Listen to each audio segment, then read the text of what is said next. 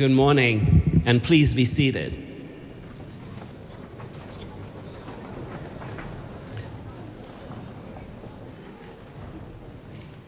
As I look over the audience this morning, I'm saying, wow, what an impressive and beautiful group of people, graduates, family, friends, and loved ones. Welcome.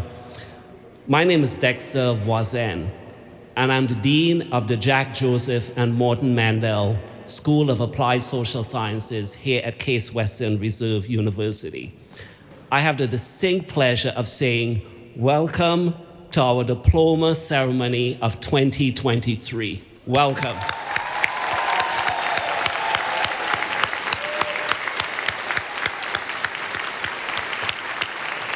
We are so excited and honored for all of you to join us here today and be back at the beautiful Maltz Performing Arts Center to celebrate the tremendous accomplishments of our graduates. Now, if the truth be told, we know that graduates have not done this alone.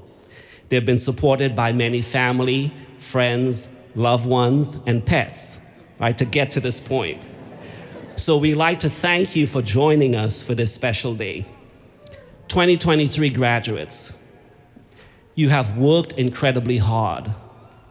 You've made significant sacrifices and grown through extraordinary circumstances to get to this day.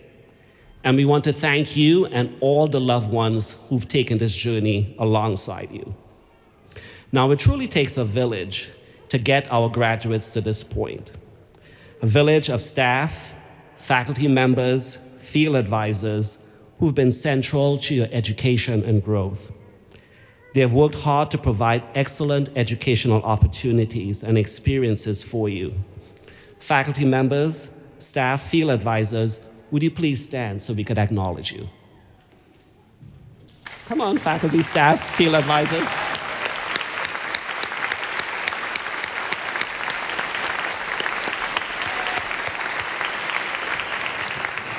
Each year throughout the audience and on the stage, we are joined by alumni who are living the mission of the school, the mission to advance leadership in social work and nonprofit education, scholarship, and service to build a more inclusive society. Our alumni provide invaluable mentorship to our students throughout their academic year and throughout their professional careers. Today, we are joined by many of our alumni this morning. I would also like to acknowledge our alumni and ask you to stand and be recognized, both in the audience and on the stage.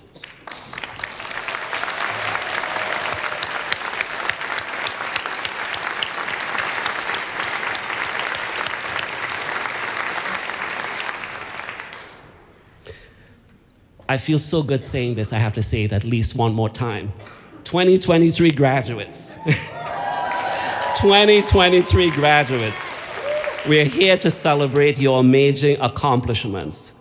You've earned the Master of Social Work, the Master of Science in Social Administration, or the Master of Nonprofit Organization degrees. Some of you have earned 2 of these degrees. Whatever the path to your future, whether it be a clinician, an advocate, organizer, policy analyst, professor, lawyer, or parent, you make us all proud. My encouragement to you today is to claim and stand confident in your professional identity. As Mandel School graduates, you are all change leaders. At this time, I'm pleased to introduce the Mandel School graduate speaker. Students know who I'm talking about, Sydney Evans. Sydney, yeah?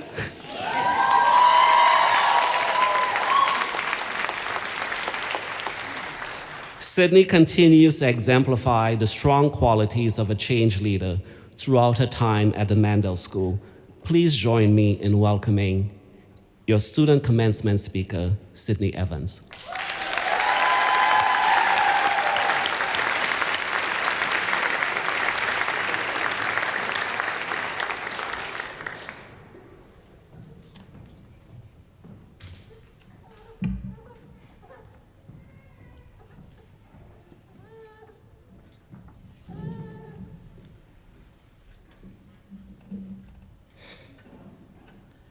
First, giving honor to the Creator and my ancestors on whose shoulders I stand. Okay, I say. Good morning, friends, family, faculty, staff, but most importantly, good morning to the future change agents of the class of 2023.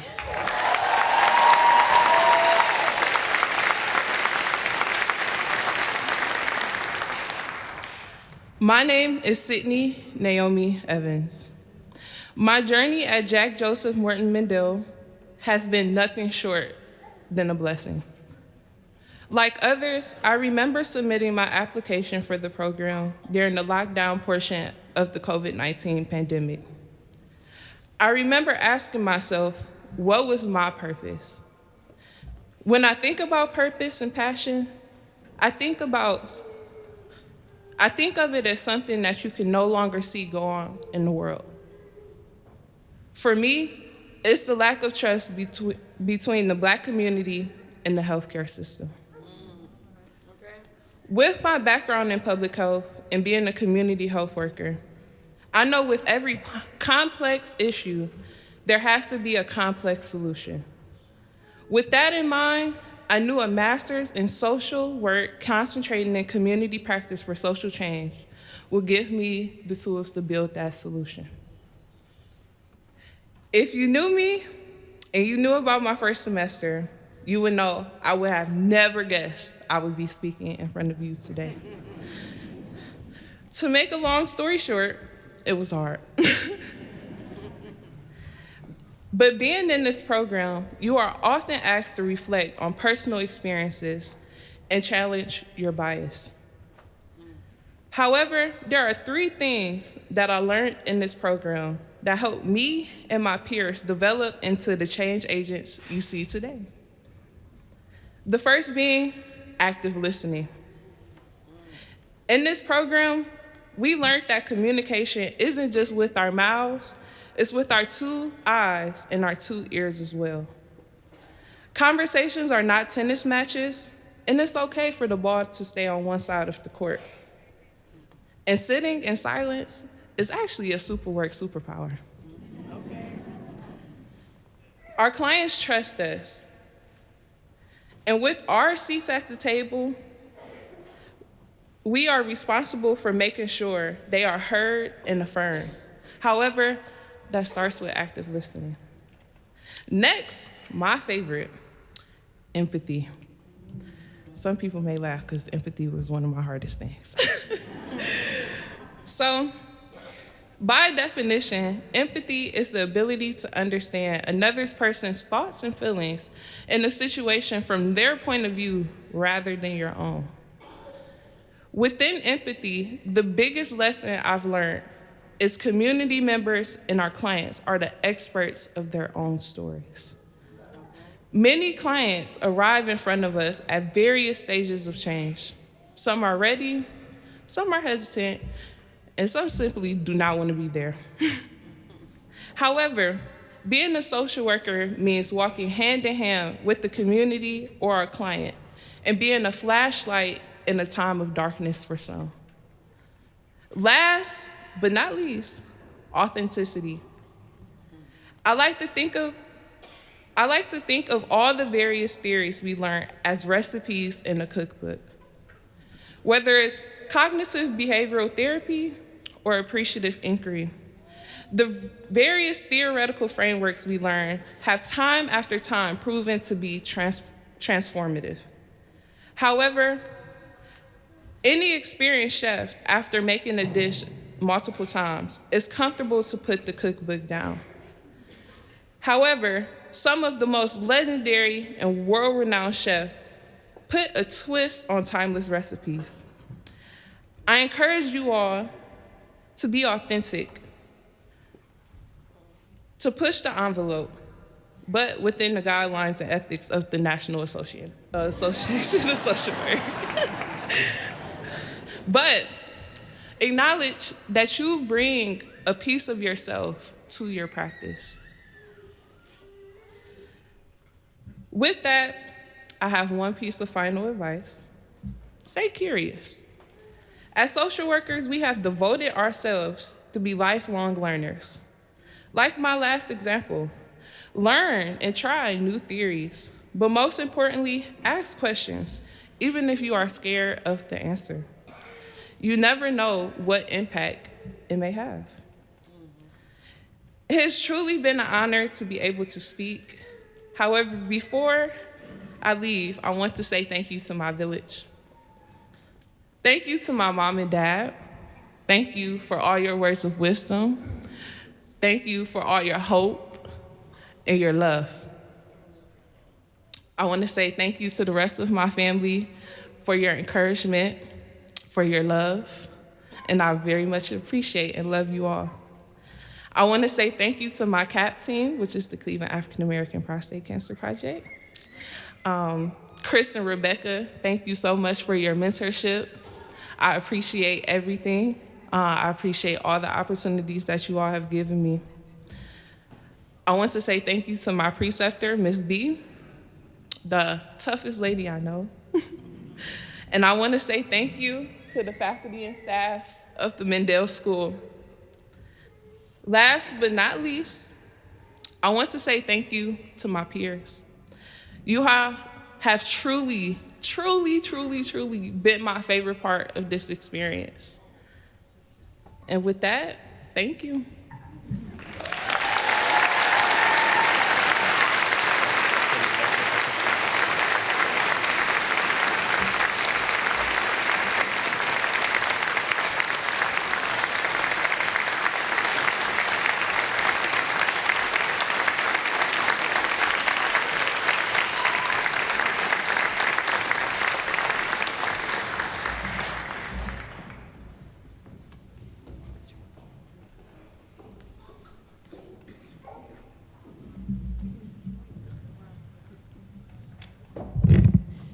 Thank you, Sydney, for that inspiring message and call to action this morning.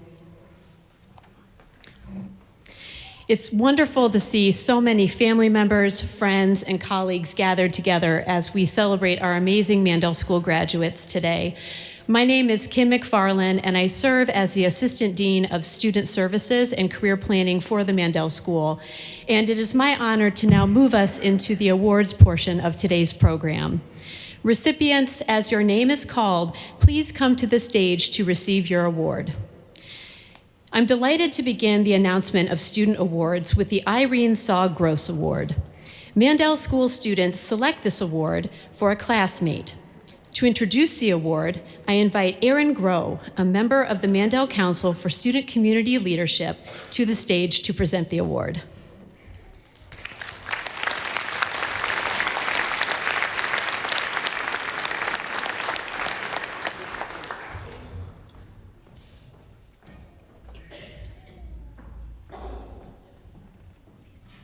Thank you, Dean McFarland. I'm honored to be able to present this award today. The Irene Saw Gross Service Award was established by Mr. Milton Gross, her husband, to honor the memory of his wife, Irene Saug, Mandel School graduate of class of 1940. This award is presented to a member of the graduating class chosen by their peers in recognition of outstanding interest and accomplishments in humanitarian service. This year's recipient of their Irene Saw Gross Award demonstrates these noted qualities and more. The following student comment regarding the recipient provides just one example of their service. This person is a volunteer at the student-run health clinic where they ran the show single-handedly. Without coaching, they offered supervision to the volunteers, serving as a student in action, as though they had been practicing for a decade. Their ability to operationalize their empathy and humility we talk about in class provided clear implications for how I could improve my approach. They are incredible, and the Mandel School is lucky to soon count them amongst their graduates. She also gave a great speech today. The 2023 Irene Saw Gross Service Award goes to Sydney Evans.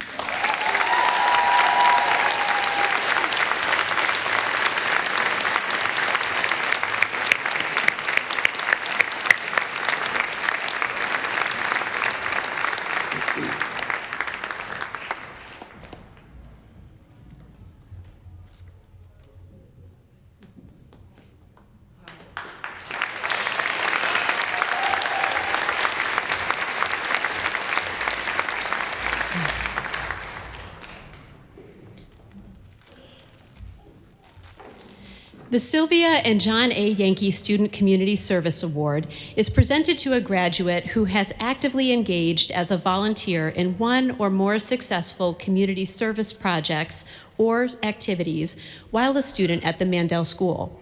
The spirit of the award is to recognize a student who exemplifies Emeritus Professor John A. Yankee's dedication to community service and his desire to strengthen the nonprofit sector.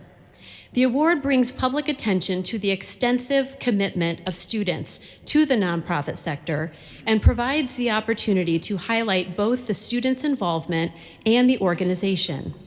The following are some faculty comments regarding the recipient. This person brings their Cleveland roots and passion for social work and public health to their work at the Cleveland African American Prostate Cancer Project. She engages the barbershops in Cleveland in efforts to reduce prostate cancer among African American men. Our students benefit from the work that she brings to class. I'm proud to announce the Sylvia and John Yankee Community Service Award goes to Sydney Evans.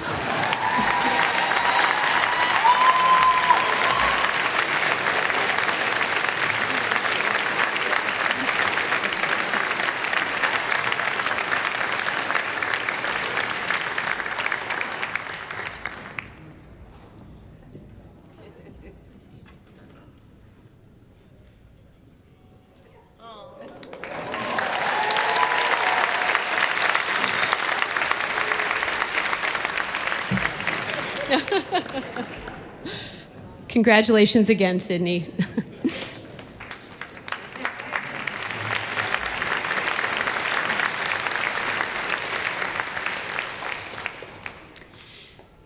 The Norma C. and Albert I. Geller Student Award recognizes service by a student at the Mandel School toward the prevention of child abuse. The prize is awarded annually at graduation to a student who has done significant work in child abuse prevention. The following are some faculty comments regarding the recipient. This person uses their own story as a human trafficking survivor to educate the general public and policymakers about human trafficking through the Collaborative to End Human Trafficking. This individual's passion will likely help reduce the number of victims of trafficking. Her courage is remarkable. I'm proud to announce the Norma C. and Albert I. Geller Award goes to Jasmine Myers.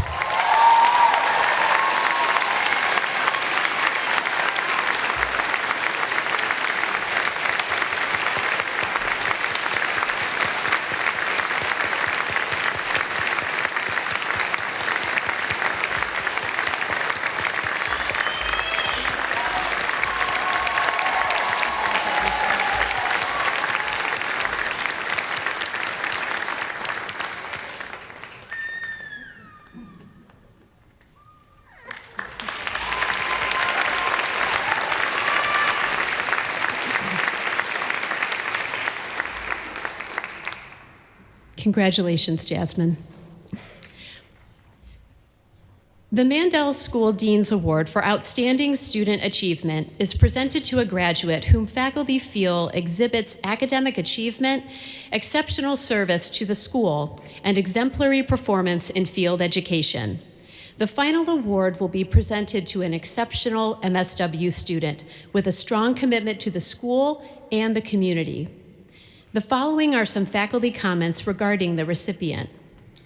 Their focus is on improving the lives of people with serious mental illness, which is rarely a focus of MSW students.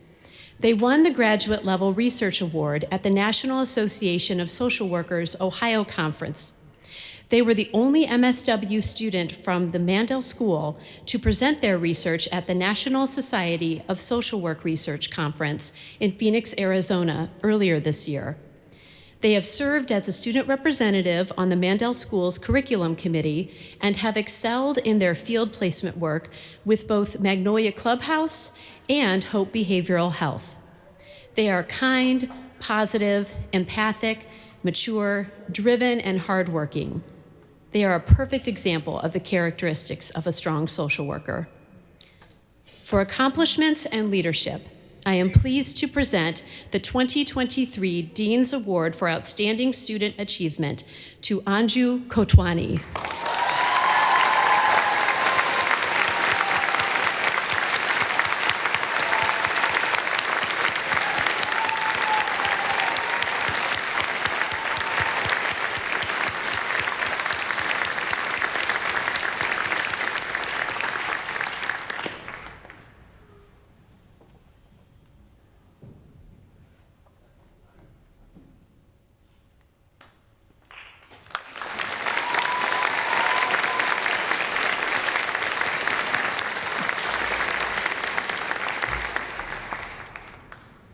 Congratulations again, Anju.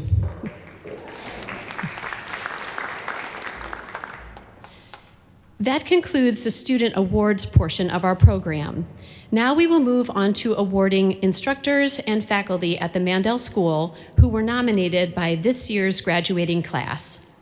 Each year, we recognize one individual as an outstanding field instructor. Field instructors are the social workers in the agencies who work without extra compensation to help students develop their professional skills, apply the classroom theory to the realities of today's service delivery challenges, and develop their identities as professional social workers.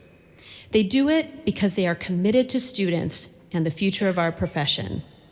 The following are some student comments regarding the recipient. This person is doing amazing work at the LGBT Community Center and is adding so much to the center. They have been an incredible support for me as they guided me through the design phase of my specialized field placement and the challenges of the implementation phase. They also supported me and my mental health and well-being, especially when the program was not doing well. They recognize that we are students trying to navigate our personal and professional lives, and they supported us. I would not have been able to develop as a social work professional without them. It is with great pleasure that I announce the 2023 Outstanding Field Instructor of the Year, Gulnar Ferrasta.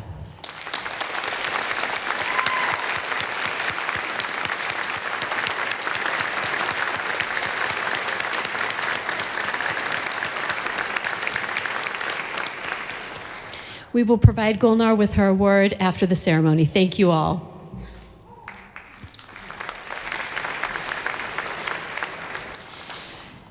I am now honored to introduce Dr. Adrienne Hatton, President of the Mandel School Alumni Association, who will announce the John A. Yankee Outstanding Teacher Awards.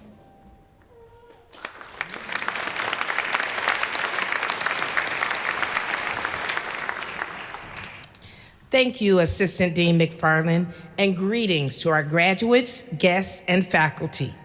As president of the Mandel School Alumni Association, I welcome and congratulate personally the class of 2023 to our ranks.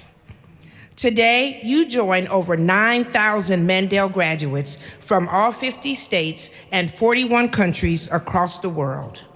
As alumni, we feel strongly connected to this school because of the difference it has made in our lives. Our alumni and friends are working hard to support our current and future students so that exceptional students just like you can have this excellent educational opportunity. As valued supporters of the Mandel School's mission and vision, our greatest goal is to raise scholarship money to help offset the cost of tuition for students. The gifts contributed, no matter the size, are critically needed funds which provide financial support to our students, and I am delighted to tell you that we have especially good news to share this year. Last year in 2022, our alumni and friends donated a total of $998,899 in scholarship funds by April 30th. Most of these funds, little applause. Most of these funds are for student scholarships and financial aid. As of April 30th, 2023, we have a total of $2,193,322 donated. That is an increase of $1,202,423. Thank you especially to our alumni for your amazing support. Graduates, now that you are officially, that's interesting.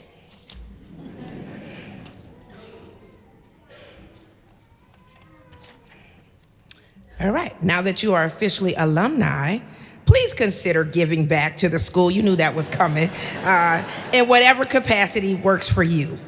You may begin by simply attending school events and joining our mentoring program to help guide students with the lessons you've learned as you move through your degree program and into the work world. But first, please save the date for your first reunion, which will be held on October 12th through 15th of this year. The Alumni Association is proud to be involved in the presentation of the Outstanding Teacher Awards. The awards honor Emeritus Professor Dr. John Yankee, who was nominated a record number of times as Outstanding Teacher. He was one of my professors, in both the MSSA and the M&O degree program for his ability to enlighten, motivate, and inspire students. These awards are a testimony to the tremendous talent and commitment of each of our faculty members at the Mandel School. I am pleased to begin with the winner of the John A. Yankee Outstanding Full-Time Teaching Award.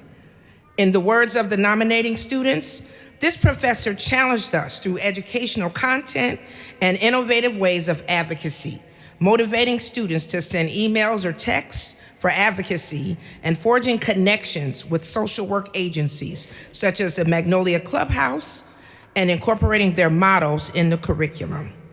The 2023 John A. Yankee Outstanding Teaching Award for Full-Time Teaching is awarded to Dr. Jessica Witalik.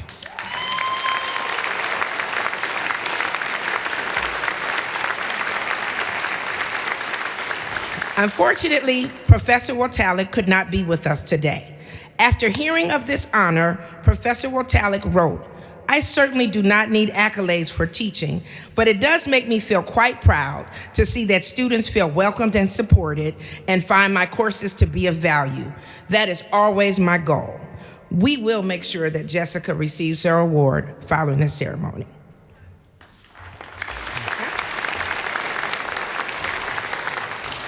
Now for the John A. Yankee Outstanding Master of Nonprofit Organizations Teacher of the Year Award. This award is presented to an instructor who demonstrates dedication to the development of students in the M&O program and their educational experience at the Mandel School. In the words of the nominating students, this professor is a tremendous addition to the M&O faculty. I did not approach her nonprofit ethics course with much initial interest, but she proved me wrong in the first class. She brings tremendous enthusiasm and many years of experience and maintained an atmosphere of respect, which allowed each student who wanted to contribute an opportunity to express their opinion. I appreciate nonprofit ethics being brought to life in expected ways and have recommended her classes to many other students. Another nomination included the following comment: "This professor is incredibly engaging, authentic, and has such deep knowledge of the nonprofit sector." I personally add that's because she's had tremendous impact on the communities of Cleveland. The 2023 John A. Yankee Outstanding M&O Teacher of the Year is Zuma Zabala.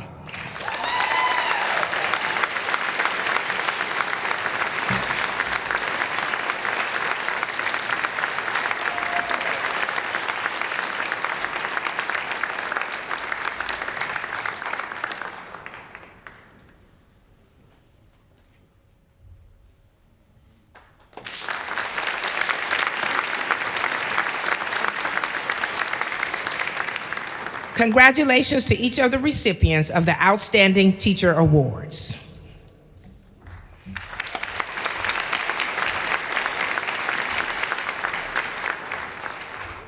So one of the reasons we give out awards during graduation and we read the bios of the award recipients is because we want to inspire our change leaders to show you the breadth and diversity that comes with an MSW MNO degree. And we anticipate that in years to come, many of you would be standing on this stage being recipients of these awards. So thank you and congratulations to all our winners thus far. Now, I'd like to present one of the Dean's Discretionary Awards. And it says discretionary for a particular reason, because it's not presented every year. It's only presented when there's a clear individual who shines and embodies the criteria of the award. This year, we've selected a very special member of the Dean's Visiting Committee to receive the Advocate for Human Rights Award. This award is bestowed upon an individual based on significant contributions as a leader, role model, and creator of opportunities for others. This year, the award goes to David Witowski. . 。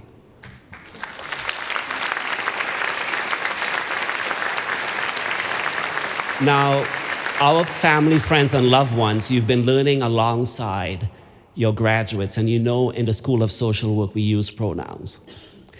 So David goes by the pronouns of he, him, and his.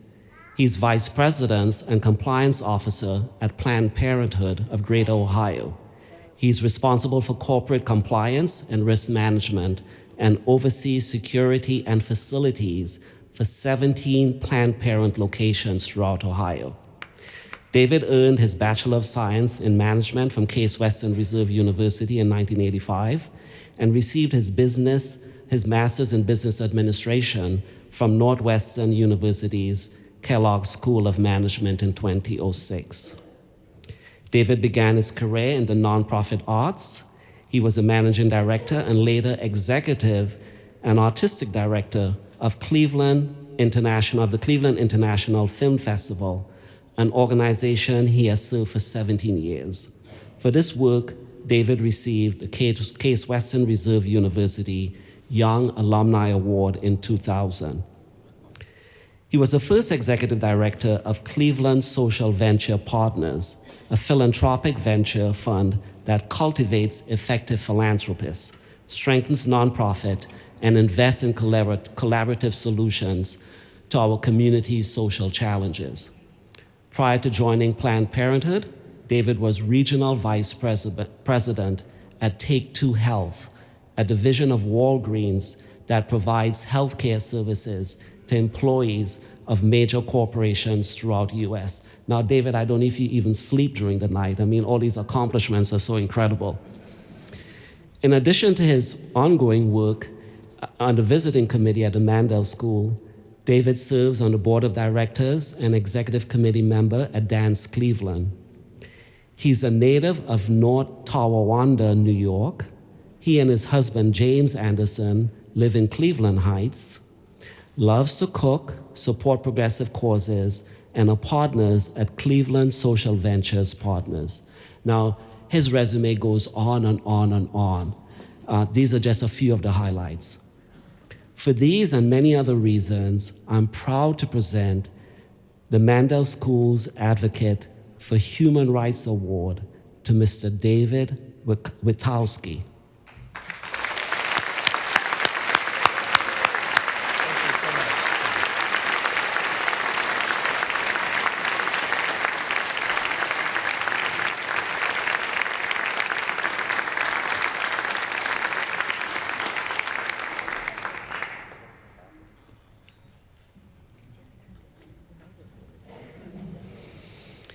Now, I'd like to introduce our commencement speaker, who is a double alumna of Case Western Reserve University. And I've gotten a chance to know Amy a little bit better through this invitation process. Amy Main Morgenstern is president of Mainstream Enterprises, Inc. Again, use of pronouns. Amy's pronouns are she and her, and she received her Master of Science in Social Administration from the Mandel School in 1980, and an MBA from the Weatherhead School of Management in 1988. You can see a lot of our reward recipients are heavy hitters, right? Amy has worn many diverse hats in her career, and I would share a few. She has over 40 years of experience in diverse aspects of nonprofit, public, and private sectors. She established her own company, and this is what you can do with an MSSA and an MBA, called Mainstream Enterprises in 1990. Amy's various experiences as a staff person, board member, foundation director, political and strategic advisor, and guest lecturer contribute to her insights and her counsel on leaders, organizations, their boards, and how they can be most effective. And we will no doubt get some of these insights during her brief remarks today. I rode over in the car with Amy, and it was a quick lesson in terms of strategic planning. I learned a lot along the way. Amy helped create and manage every aspect of the Volunteer Trustee Institute at Business Volunteers Unlimited, where she provided education and training to new board members and assisted more than 50 nonprofits with the development of their boards. Amy served as marketing manager at Campaign Designs Incorporated and research analyst at the Benjamin Rose Institute, where she was part of a nationally founded team studying family caregiving for the aged. Now, all this illustrious career, it's interesting that Amy began her nonprofit direct services as a music therapist at the Cleveland Music School of Settlement. So moving from individual practice to organizations, to boards, to policy. Again, things that many of our graduates, we expect you to emulate. Amy, your career in active volunteership is impressive. Amy is a member of the National Network of Consultants to Grantmakers and Board Source. She serves on the board of the Mount Sinai Health Foundation, the Jewish Federation of Cleveland, the True Market Fund. She's also a member of AIDS Funding Collaborative Advisory Committee. In 1999, Amy created the idea for and co-led the first Cleveland Rape Crisis Center's successful biennial Sing Out event, for which she was honored in 2004, and continues to sing with the chorale. So Amy, she's singing, she's doing it all, right? For all your efforts, Amy, and throughout your career, I'm proud to announce that we are honoring Amy Main Morgenstern with the Mandel School Distinguished Service Award, which is given for outstanding contributions to the social work profession, the community, and the Mandel School. Amy, please join me at the podium.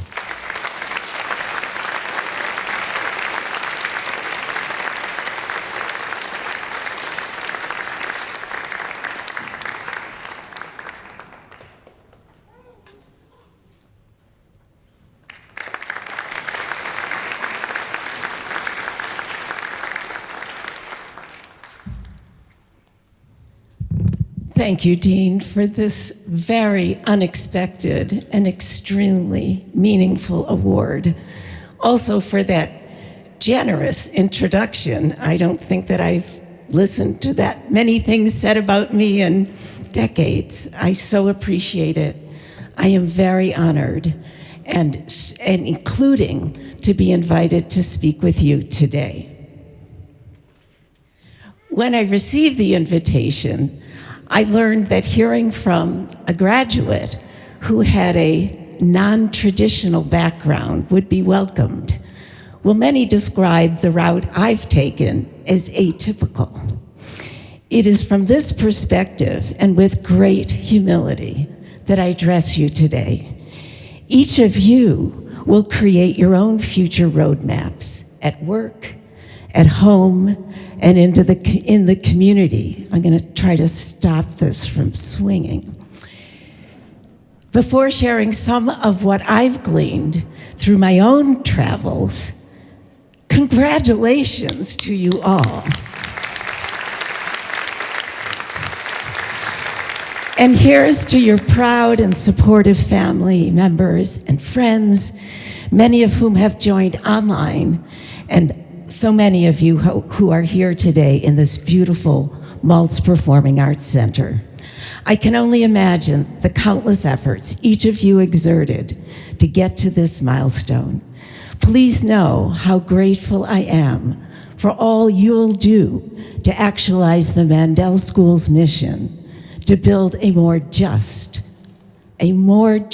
world through your leadership and your service.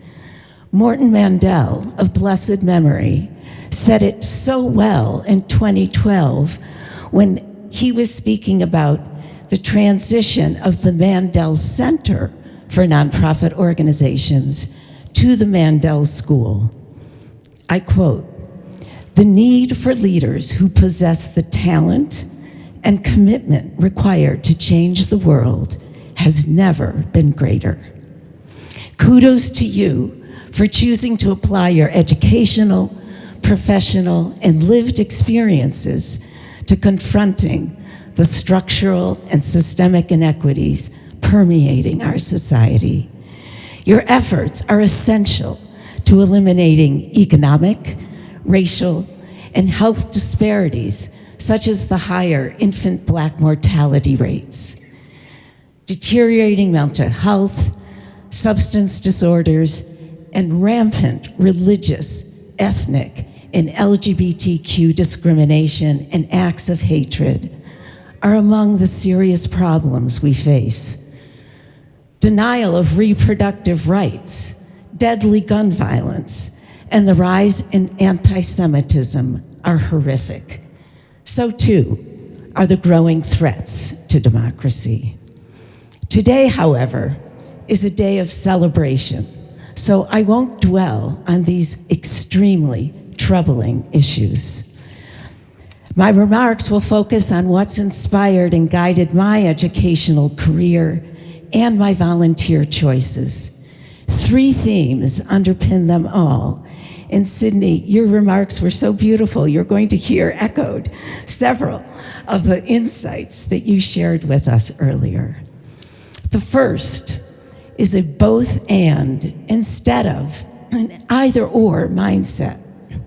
I've sought to broaden the lens through which I view and experience circumstances, also through which I view and make decisions. I immediately think and, not but. Moreover, instead of adhering to a stay in your lane admonitions, I am all for pushing beyond my lane. I hope you will too. Second, Jim Collins' good to great proposition. I think that no matter how effective and successful organizations and individuals are, or leaders believe they are, we can always be better. And third, the Jewish commitment to Tikkun Olam, which means to repair, to fix the world. Jewish tradition teaches you are not obligated to complete the task, but neither are you free to desist from it. This call to action, even when tasks at hand seem insurmountable, is core to what continuously compels me. My path has also been spurred by having incredibly supportive and wise family members, friends, colleagues, and teachers. Heartfelt appreciation to my wonderful husband, daughter, son, and son-in-law, along with others too numerous to name. That said, there is one MSAS teacher I want to recognize. Excuse me, Professor Claudia Colton. Taking her statistics course changed my career trajectory. I was initially motivated to get a master's degree by wanting to build upon what I'd learned as a music therapist. I needed to be a more knowledgeable and skilled direct service professional. Instead, I decided to pursue research. Why this pivot? A sense of urgency about deepening my understanding of what caused and what's most closely correlated with the positive results social workers sought to make. I also discovered I relish data. I just relish data and statistics, a penchant that has stuck with me, as has the Reverend Martin Luther King Jr.'s challenge when reflecting upon the objectives of philanthropy. And I quote, "Philanthropy is commendable, but it must not cause the philanthropist to overlook the circumstances of economic justice which make philanthropy necessary." You might wonder what led me to seek a business degree just 2 years after completing and graduating from the Mandel School and finally paying off my loans. Why didn't I pursue a doctoral degree, which I thought I'd next undertake? While I found my research position and job quite meaningful, I regularly asked myself how I could contribute to nonprofit organizational effectiveness. My answer? I came full circle to the experiences I had growing up in Buffalo, New York, in BTW, David Witkowski, so congratulate you, grew up around the corner in North Tonawanda, New York, something we learned while we were waiting to speak with you today. First, know, though, that my childhood and family life were anything but traditional. At age 7, my 38-year-old father died unexpectedly from a heart attack. My sister was 8, my brother 11, and we had all just celebrated my mother's 38th birthday. Fortunately for us, she was prepared and ready to do whatever it took to support her family. You see, she had gone to New York City to receive a certificate in women's retail training. She then worked at Macy's department store in New York City before returning, we have a New York City Macy's department store, before returning to Buffalo to help run her father's, my grandfather's, women's apparel store. Of course, my mother told me that she returned because her father bribed her home with a higher salary. Subsequently, she succeeded my grandfather in owning the business. My first jobs? To assist at the store for many years while growing up. I did everything from selling to preparing direct mail. I stuffed a lot of envelopes. It was good preparation for subsequently helping candidates that I admire run for public office. Being so young, I didn't fully appreciate all she had to endure, learn, and do. I was taught to answer, "My father is deceased," when asked what he did. No one thought to ask what my mother did. Cheers to progress made, noting there is far more to do to combat gender bias and inequality. I didn't know anyone growing up who was raised in a single-parent family, let alone whose mother ran a business. Why take the time to relay this? My mother was my first both-and, learn while you earn, and I'm saying this to graduates, learn while you earn or earn while you learn, whichever way you want to think about it. She was my first role model. Fast forward, I too experienced both satisfaction and stress as a student and young mother at the Weatherhead School. After graduating, creating my own home-based business afforded me the opportunity to be an involved parent and strategy and governance consultant. In addition, I volunteered in community through board service and political engagement, involvements that continue to be quite meaningful to me today. In today's nomenclature, I've been WFH for decades. Does everyone know WFH, work from home? For decades. As a result, I was relatively well positioned to adapt to the devastating effects of the COVID-19 pandemic. While we all continue to draw upon what we've learned, we need to simultaneously be preparing for the uncertainties ahead. Technological and economic immediately spring to mind. What are helpful not-for-profit uses of AI? ChatGPT. And despite easing inflation, how will we deal with the likelihood of a recession? In what ways are you thinking about how to proactively address the growing demand for nonprofit services, the imperative to attract skilled and diverse staff, boards too, and the potential need to tap into reserves to keep the doors open? In an era of scarcity, no money, no mission looms. What principles will guide you? I'll focus the remainder of my remarks on sharing both and good to great principles that have guided me. The first is, as Sydney said, commit to continuous learning and improvement.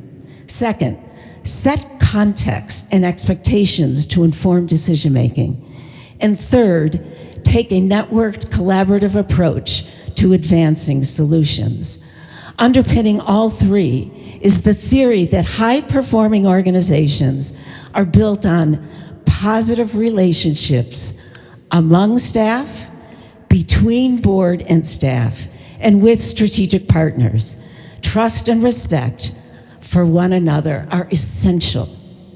I also believe that the nonprofit, philanthropic, public, and private sectors are all forces for good. When we work well together, the likelihood of improving outcomes increases exponentially. So it's in this spirit I'll comment on some practices that illuminate the principles. With regard to commit to continuous learning and improvement, as a naturally curious person, I'm known to ask a lot of questions. For some, this can be annoying. I'm okay with that. Why? Because with one caveat, I embrace what management consultant Peter Drucker wrote. The most serious mistakes are not being made as a result of wrong answers. The true dangerous thing is asking the wrong question. My caveat is that I'm less concerned about whether a question is wrong than the absence of asking questions at all. Right? Too often, questions are heard as unwelcome challenges. This is especially so at board meetings, when directors inquire about what staff are reporting and request additional information before being asked to vote. Asking tough questions is among a board's most helpful roles. Moreover, and you all know this, productive discussions include disagreement, dissent, forces our thinking. And also, akin to what Cindy has said, there's a marvelous expression. You have two ears and one mouth, and it's best to use them in that proportion. You've been trained to be empathetic, active listeners. Helping others do so is a gift. Giving and receiving feedback is another gift. Unfortunately, we're prone to focus more on criticisms received, and more often than not, we view mistakes as failures rather than opportunities to learn and improve. I've made many mistakes over the years. I'm still smarting from some of them as I endeavor to make modifications based on the feedback I received. I've also learned from my terrific adult children, knowing my propensity to quickly offer advice. They now let me know at the start of several of the conversations we have, Mom, I just want you to listen. I'm not asking for your feedback. I'm not asking for your recommendations. Just listen, Mom. Lesson learned, less is more. With regard to setting context and expectations to inform decisions, after framing questions and hypotheses to test, context is set by hearing directly from those affected by the decisions to be made: clients, staff, board members, strategic allies, funders, and the community at large. Context is also set by analyzing internal data, program, service, and financial trends, and understanding the external ecosystems. This information is fundamental to avoid making decisions based on myths, assumptions, and biases such as, we've always done it that way. How often have I heard that's what informed decisions? Facts, evaluation, and empirical findings matter. How fortunate our community is to have the Mandel School and the talent on this stage providing us with all of these things. So too does attending to strategy and culture. This is something I didn't sufficiently appreciate when first guiding strategy projects. I came quickly to understand that organizational culture, our values, personalities, behaviors matter just as much as well-defined strategic goals, objectives, and action steps. Building a culture of belonging also matters. Inspired by my husband's maxim, an expectation unarticulated is a disappointment guaranteed.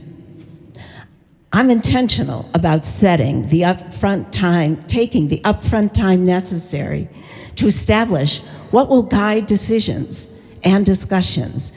We refer to these as norms. Some examples.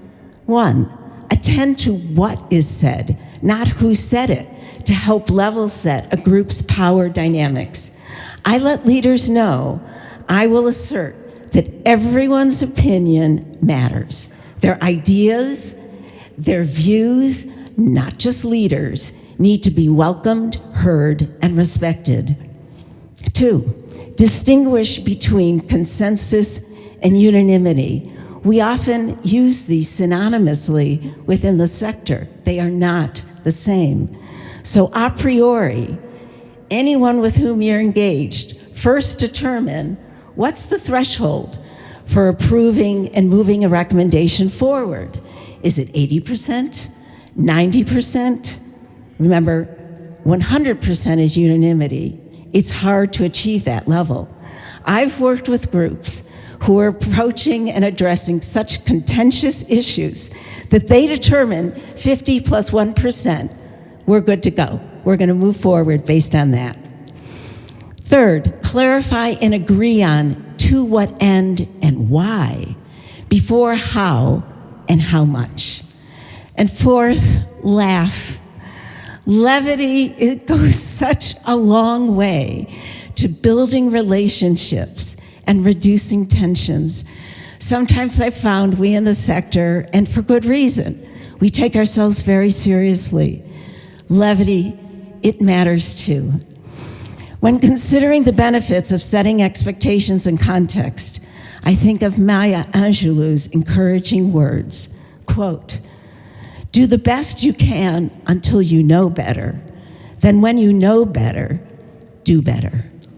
The 3rd and last principle I'll share a few examples about is with regard to taking a collaborative networked approach to advancing solutions, changing systems and improving outcomes for individuals, families, and communities to, among other things, prevent and break the cycle of intergenerational poverty requires optimal alignment and investments across silos, sectors, and ecosystems to effectively put to work shared collective impact initiatives, including upstream policy changes. This takes creating diverse partnerships and leveraging others as well as one's own strengths. Taking a networked approach also influences an organization's build or buy decisions. There simply aren't enough resources to fund duplicative capacity of innumerable nonprofits. That's the build strategy.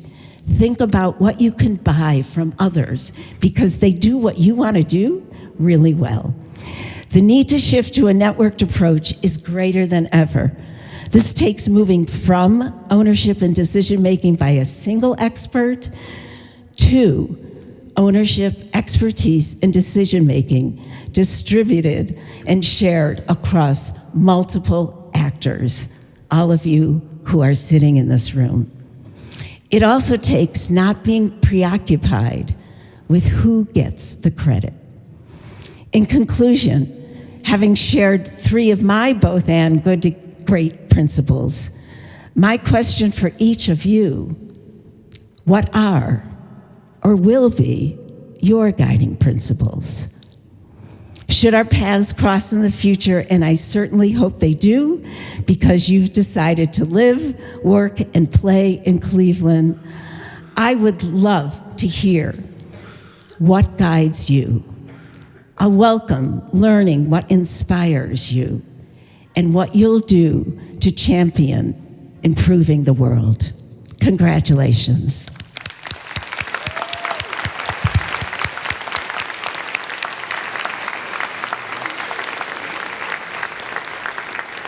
Amy, thank you so much for those very inspiring words and insights into your strategic acumen. Now, we are nearing the portion of the program where we present the graduates individually. This year, we're going to have our diplomas handed out by 4 of our distinguished faculty members. Now, all our faculty members are distinguished. And this year, we selected 4 faculty members to hand the students the award. I'm just going to read a small blurb on each faculty member. And this group is also going to get some news first before any other group that was approved by the university's Board of Trustees. And I'll share that in a second. So our first faculty member is Dr. Daniel J. Flannery. He's the Semi-J and Ruth Begun Professor and Director of the Begun Center for Violence Prevention and Education. Just recently, the Mandel School and Dr. Flannery had the honor of him being named Distinguished University Professor at Case Western University. Now, what does this mean? This is the highest honor that the university will bestow on members of its professorship and acknowledges the significant national contributions of Dr. Flannery. One nominator commented that he's one of the most consequential social scientists in the country. So, Dan, congratulations on your university professorship.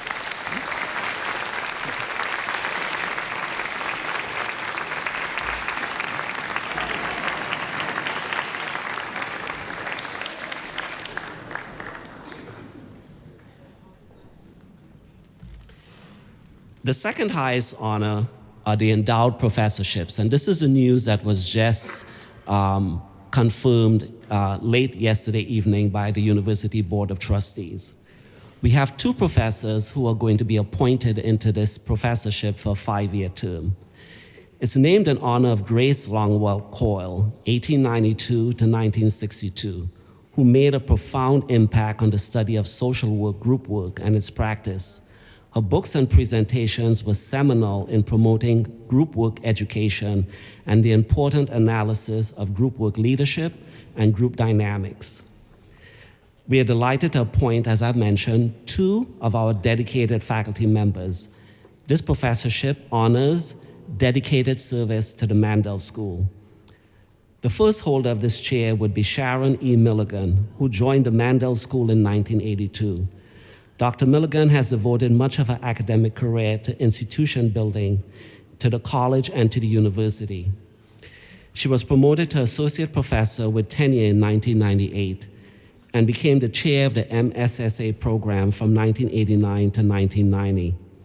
From 2007 to 2021, she served with distinction as the Associate Dean for Academic Affairs and Student Services and chair of the MSW program. While carrying these major academic responsibilities, she also assumed the role of the chair of the MNO program in 2012 to 2018. Again in 2021, after our longest-serving dean retired, Dr. Milligan again answered the call for dedicated service and assumed the role of interim dean of the Mandel School from July to December. Dr. Milligan, congratulations on your appointment to this chair.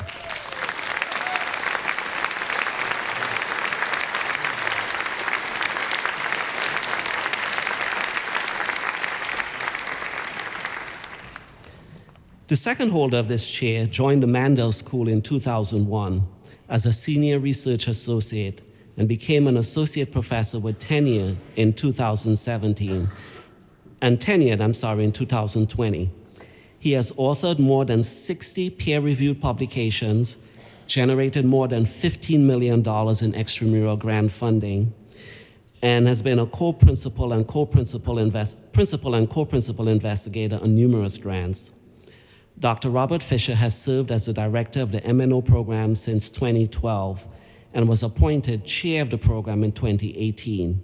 He's the sole faculty member teaching in the MNO program degree, and his dedication and leadership has led to it being an inaugural cohort, has led it to be an important part of the Mandel School. Additionally, Dr. Flesher has been co-director of the Center on Poverty and Community Development since 2005. He has been an active member of the school steering committee, curriculum committee, budget committee, every other committee you could imagine in the school. Rob has served on this committee. He's also been a generous institution building at the Mandel School, at the Case Western Reserve University, and also to the larger academy. Dr. Fisher, congratulations on being appointed into this chair.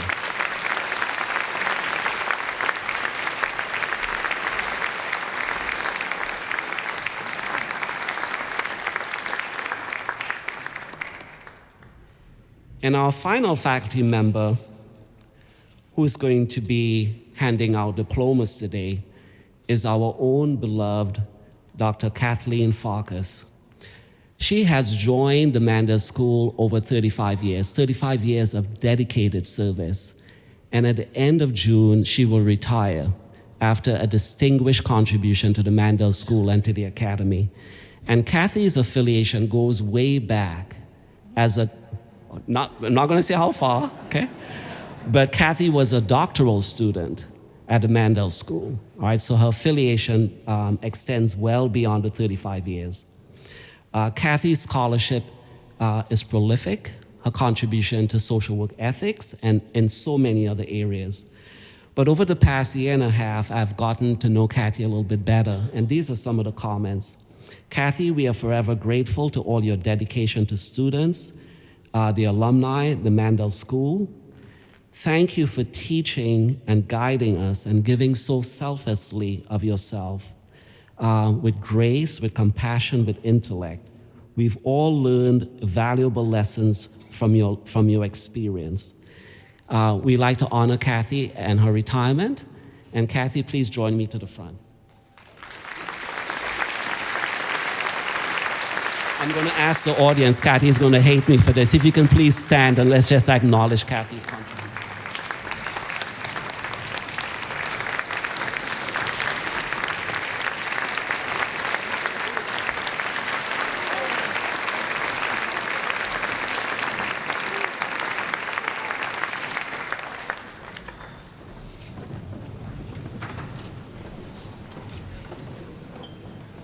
Okay, now we've come to the part of the part of the program that you've all been waiting for. And in the past, we've asked folks to hold their applause until everyone has crossed the stage. Not this year. Okay? You have earned this degree, and we want to celebrate each of you as you cross the stage.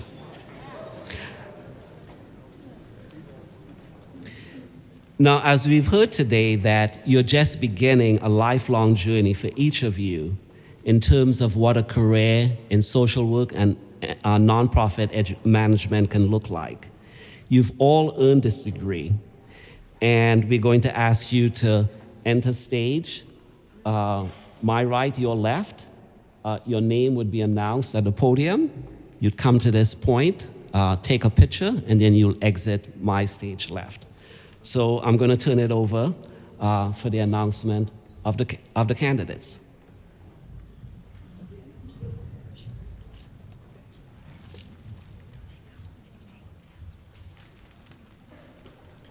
Good morning. It is our great privilege to present the class of 2023 graduates.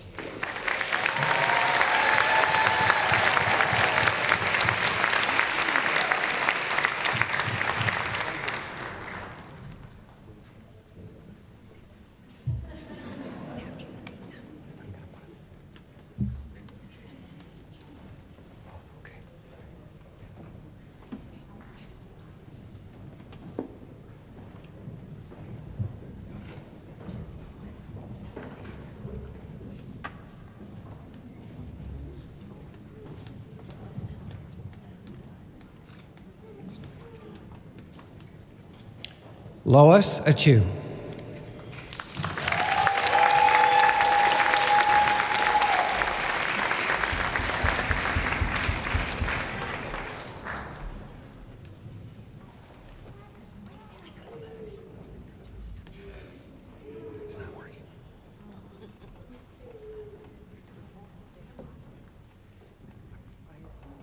Tiahane Bai.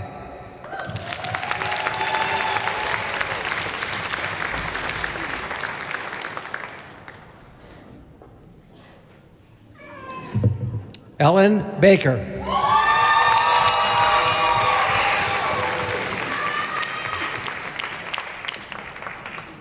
Slow, just go slow. Noah Baskin.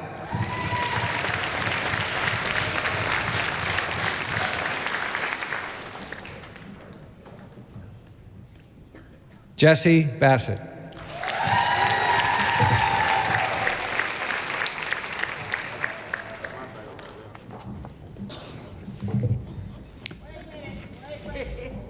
Cora Michelle Beeler.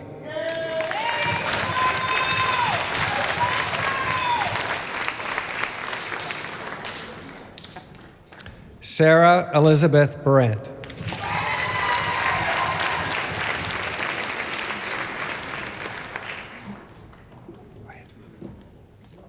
Ophira Barinholtz.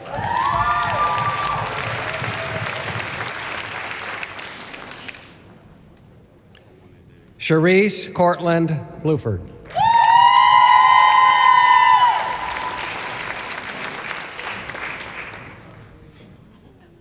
Sharnisa Boldware.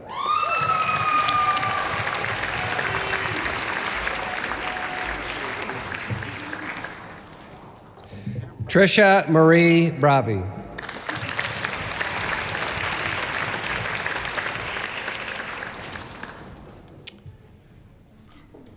Go ahead. Bailey Brogan.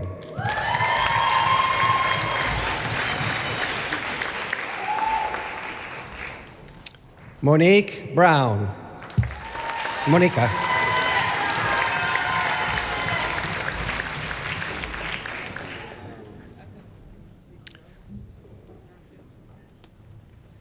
Brea Day Brunkley.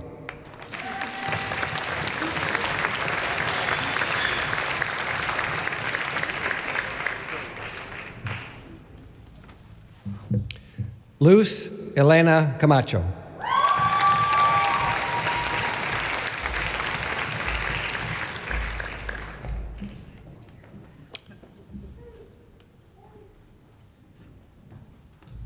Gina Helene Cantale.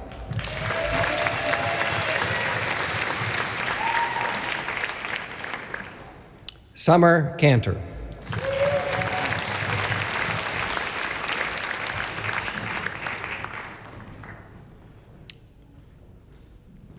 Carolyn Duke Chaikin.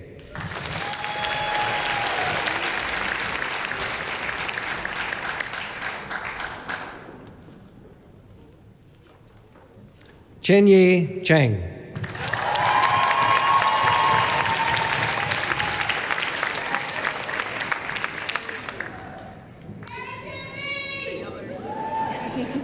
Story Dale Cherry.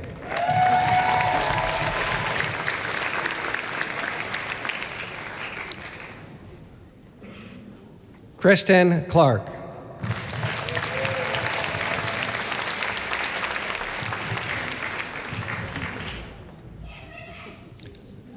Go ahead. Christina Marie Cotton.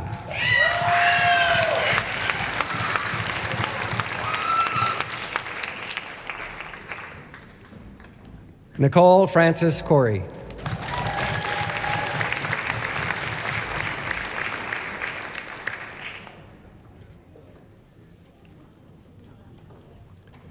Jalen Renee Crum.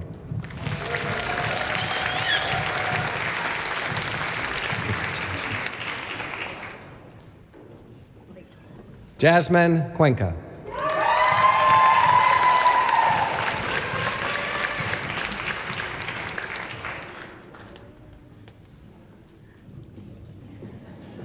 Ashley Cyrus.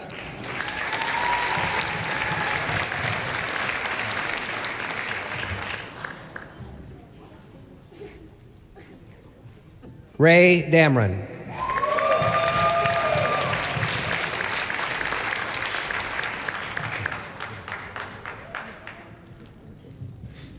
Felicia Marcella Daniels.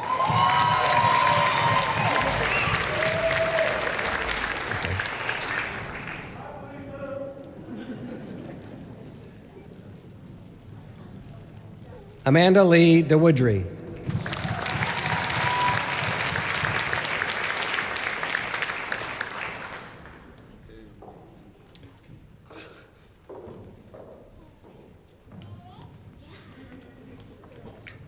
Willard Dan DeArmond Jr.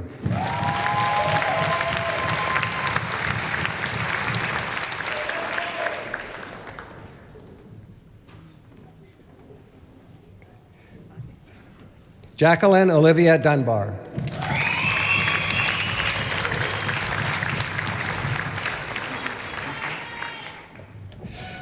Karen Ike. Okay.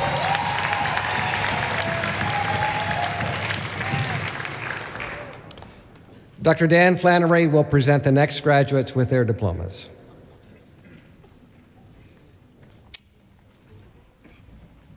Sydney Naomi Evans.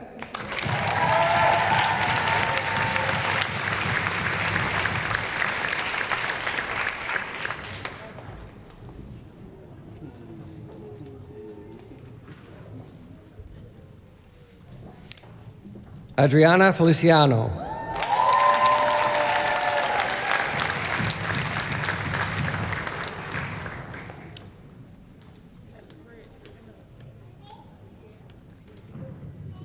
Anne Marie Finley.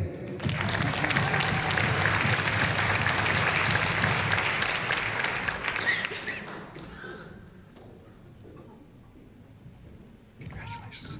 Kira Ann Fogg.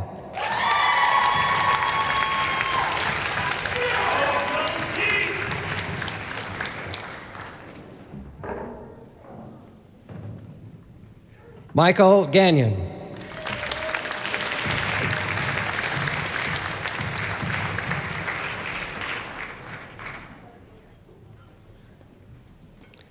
Hannah Gabriella Gannon.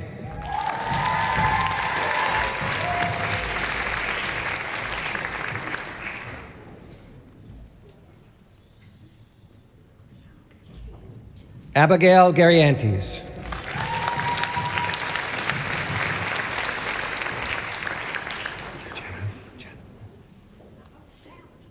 Jenna Lee Geyser. Congratulations. Go ahead. Hannah Gill.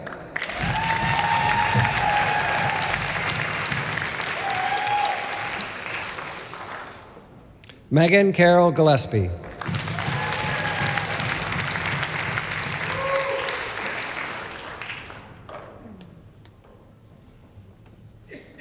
Anna Marie Jalabo. Jabaleo.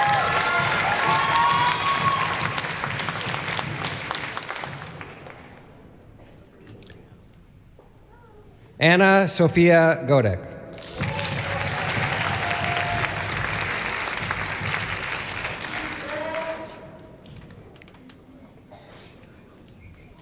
Brad Goins.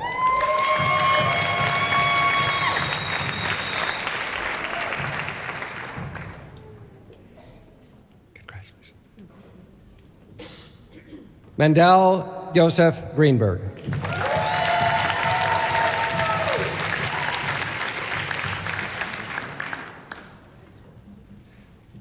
Claire Elizabeth Gutile.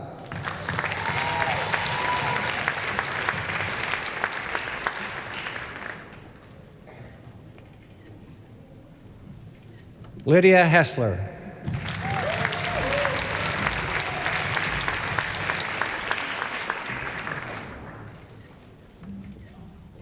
Isabel Hu.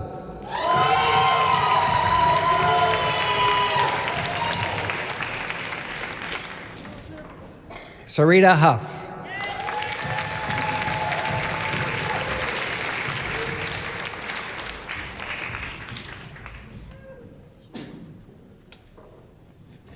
Wanjun Huang.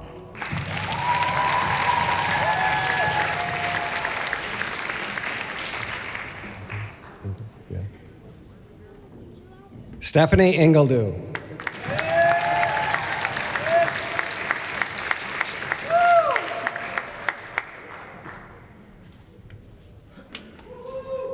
Ada Jackson.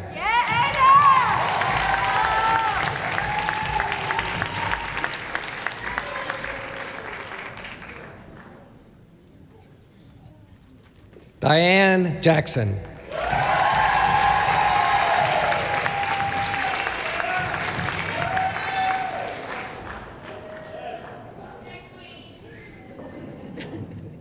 Natalie Jackson.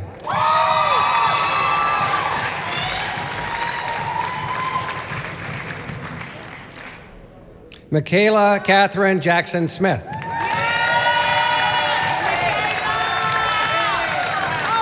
girl, you better. That's my sister, okay. Satoya Jamerson.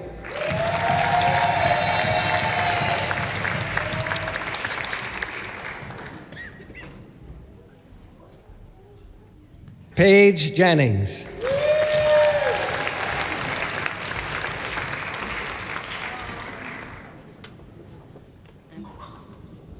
Crystal Simone Jones.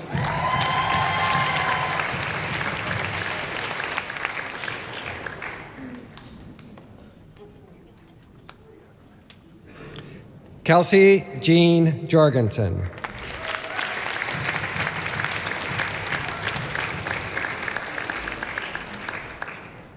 Dr. Sharon Milligan will present the next graduates with their diplomas. Diane Kelly.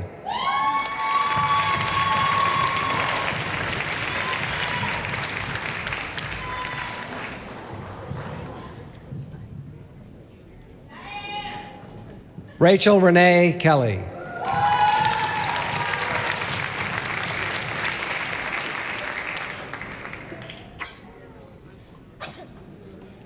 Anna Kleige.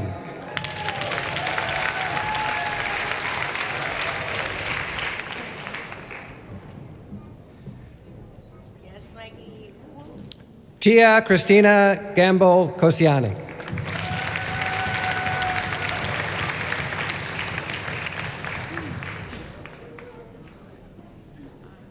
Emily Cobb.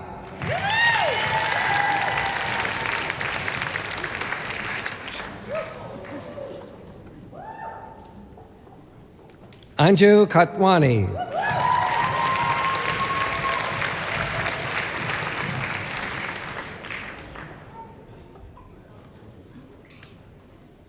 Abigail Florine Langer.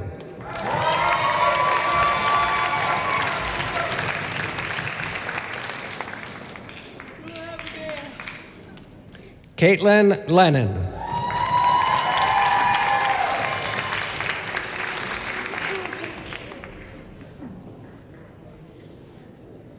Sierra Lewis.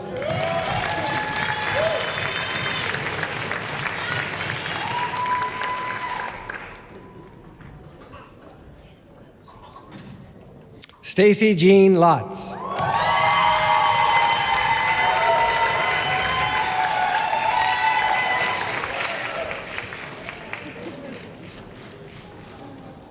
Amy Kathleen Mansfield. Accompanied by Juniper. Congratulations. A lot of pictures there. Yes, good photo. All right, you're on. Sophie Marks.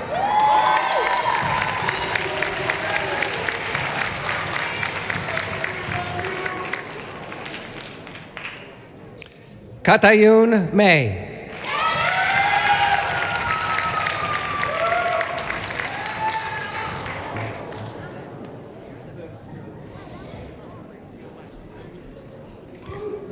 Tabitha Masu.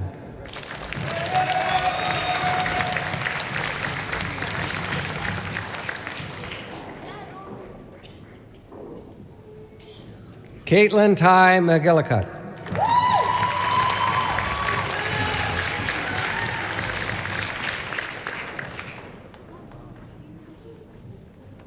Jennifer Meltzer.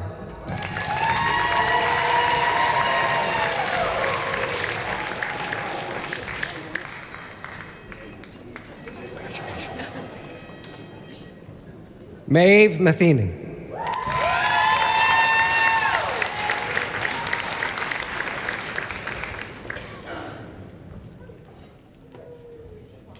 Kayla Michael.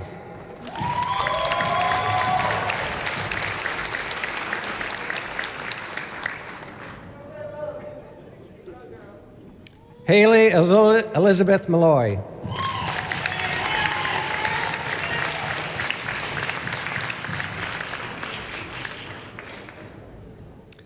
Brianna Mitchell.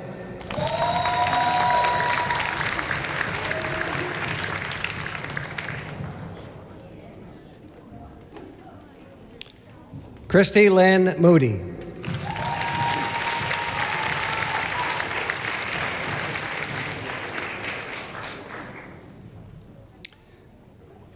Jolene Leslie May Muntz.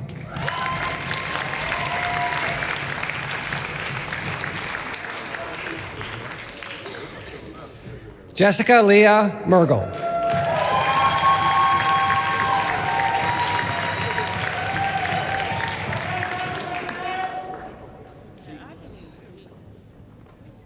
Lisa Ann Muska.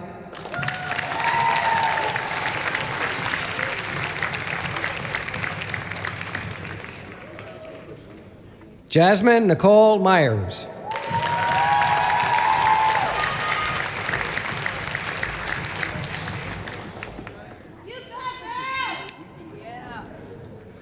Brooke Maria Noskell.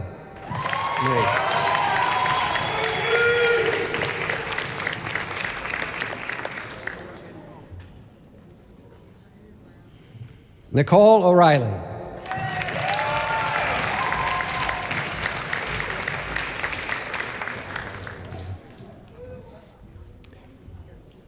Raymond Scott Fletterer.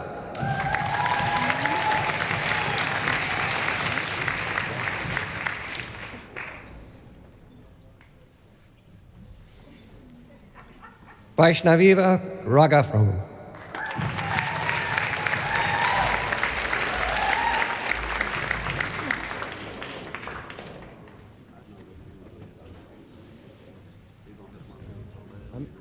Amia Ann Ramirez.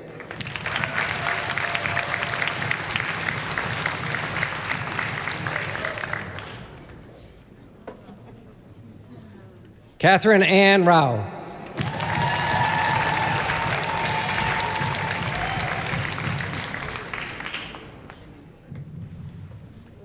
Lakita Richardson.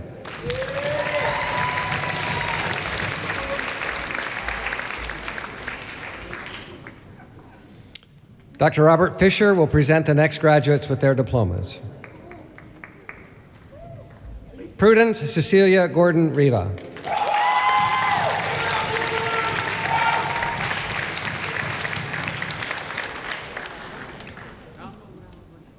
Christina Robinson.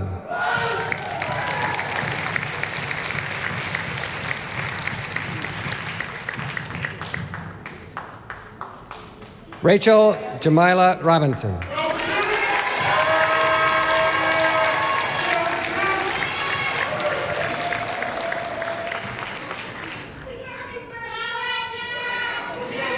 Hallie Tyler Rose.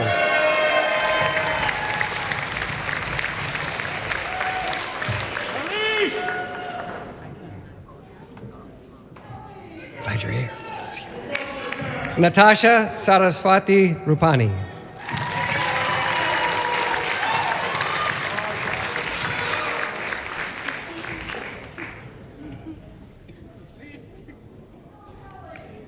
Jayara Unique Sanders.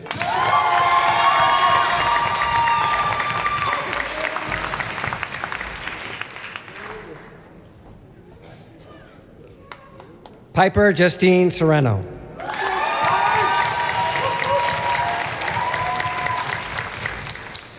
Congratulations. Alex Shaw.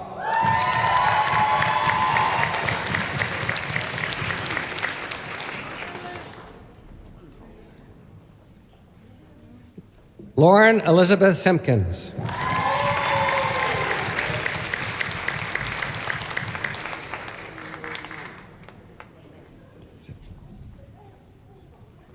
Janat Sumra.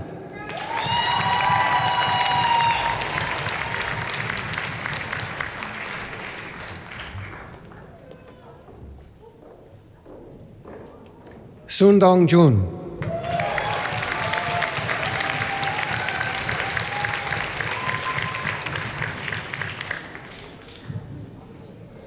Margot Sarah Swan.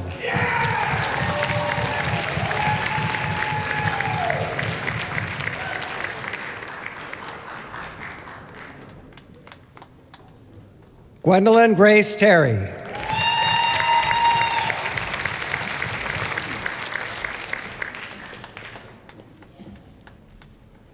Essence Dominique Thomas.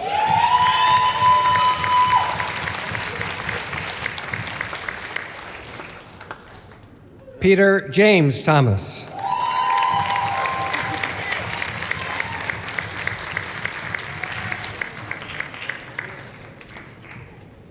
Anne Cook Vanderwall.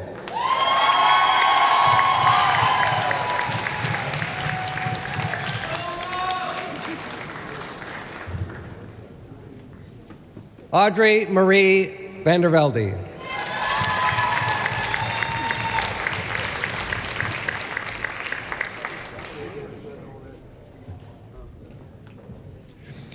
Alice Joy Vanetter.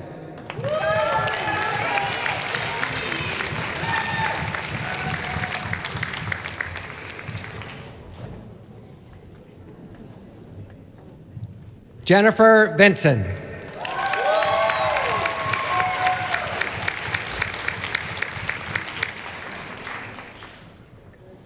Tanisha Laquise Warren.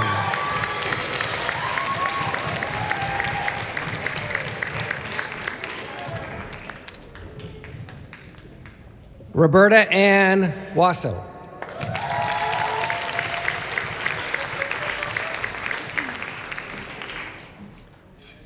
Rebecca Wyrock.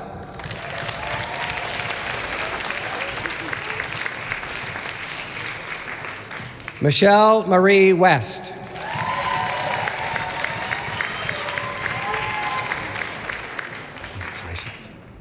Allison Whitaker.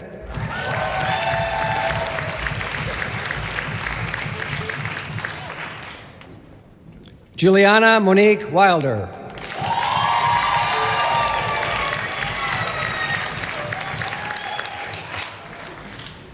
Catherine Eleanor Wilkins.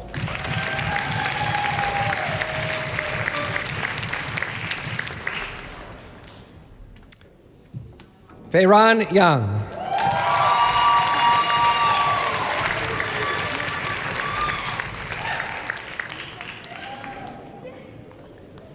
Mary Elizabeth Young.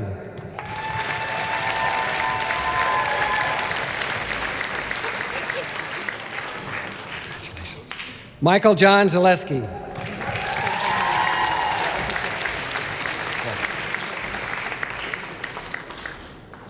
Cora Michelle Beeler.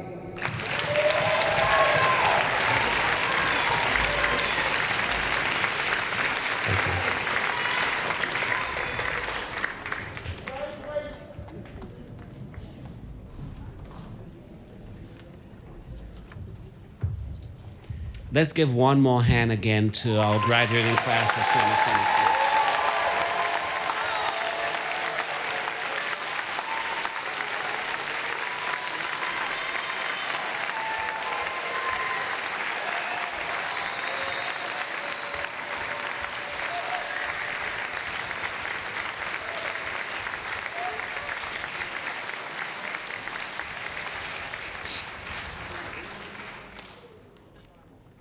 So I'm going to ask folks to stand for the proclamation. This is where we just get ready to end the event, but we like to make an official proclamation by the Board of Trustees bestowing your degree. So I'm going to ask folks to please stand. The graduates to please stand. Family and loved ones can sit.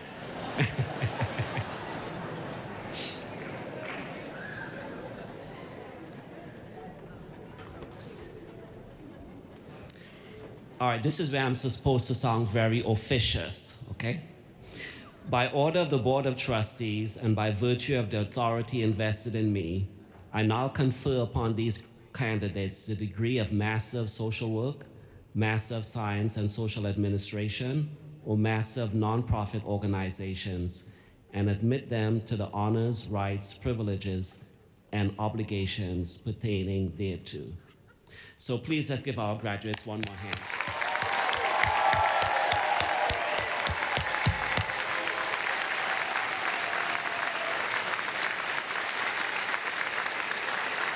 So as alumni of the Mandel School, we look forward to welcome you back in October for your first homecoming weekend, October 12th to the 15th. Until then, please stay safe, keep healthy, remember to engage in self-care. You've been very successful in a demanding, high-quality degree program, and we know again that you have not done this alone. There's been a village behind you. This is my second commencement ceremony as dean, and it has been my honor listening and learning alongside you. You have not only learned, but you have also taught us, and we have grown and learned together. Again, congratulations to the class of 2023.